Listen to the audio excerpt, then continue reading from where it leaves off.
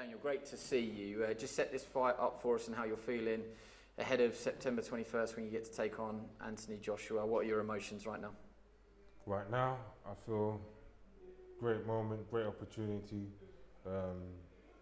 Biggest stage of my life, in front of a massive audience, and it's time to show and grab greatness, really.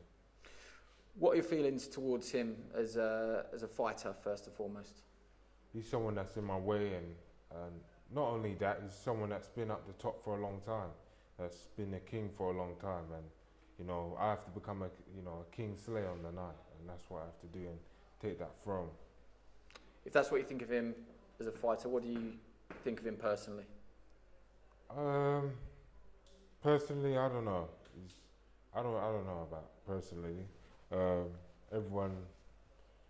Every fighter is different. Every fighter has different personality, different character, and growing up and it's been a journey. It's just been a journey. Right now, I don't have an opinion on that. How do you think you feel when you go face to face with him today and you look into his eyes and you know that a matter of weeks away you're going to get a chance to potentially beat him in front of a record crowd at Wembley Stadium? I can break it down like, I feel it's amazing. It's the biggest opportunity, and it's been a journey coming from what I feel like has been a resurrection of my career, really. I was down and now I'm coming back up. So this is a deeper meaning to it than just me and AJ in the ring. This is a lot going on the line, everything on the line, and it's who's got the stronger will, who's really conquered their demons, and who's really ready to move forward. And I believe that's me, and I need to go out there and show it.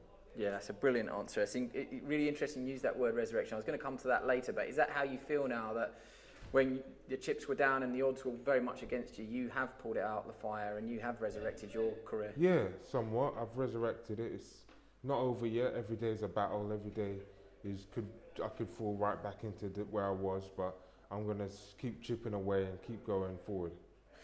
I don't know you very, very well, but before I ask this question, I'm going to say I ask it full of respect. But you sort of touched on it there, the fact you were written off.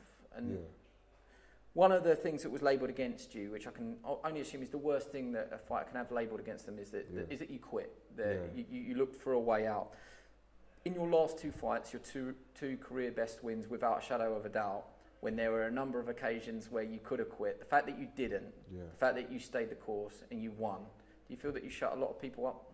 I did, but there's still going to be questions. Still, people got a lot to say. So, but definitely shut a lot of people up. Definitely did what everyone around me knows I can do, and that is supporting me to do. My dad, my coach, my promoter, and what can I say? It's just blessed to be here, really.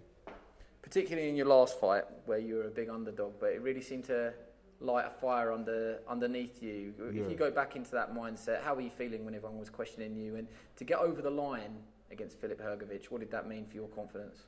Massive boost, massive wish, massive, knowledge that the work I've put in from the age I started this game till now, where were these guys at 26, where I'm at now, and that I'm still getting a second opportunity to come again and become great. It's just a great feeling and a blessing, and I need to do this. I need to win.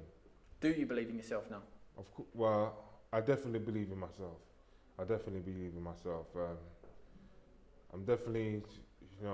gonna, take this further than where I was going before. I'm definitely a better man now, a better fighter, and I'm gonna show that. What's your relationship? Where did it begin with him? Because obviously there is talk of what happened between you two up at GB in the amateur days. You were still amateur, obviously. Yeah. What's your side of the story with all of that? I don't want to talk about no sparring or none of that, really. It happened 7 years ago, and to be honest, I can't remember that. I'm not here to spar him, I'm here to fight him, so let's just keep it on the fight, Although I will say that it was just great being up there and sharing that experience with these guys that were at the top of their game. And another thing, speaking of sparring, people that's mentioned sparring me, and well, look what's happened to them, and they've come unstuck. So I don't want any bad luck to follow me. Do you know what? Not that it'll change your opinion at all, and you don't have to answer it, but I've already interviewed him, and he did bring it up. And his version of the story is you cracked him with a good shot, and that happens in sparring, and everybody moves on. Yeah, that's sparring. That's all it is. Nothing else.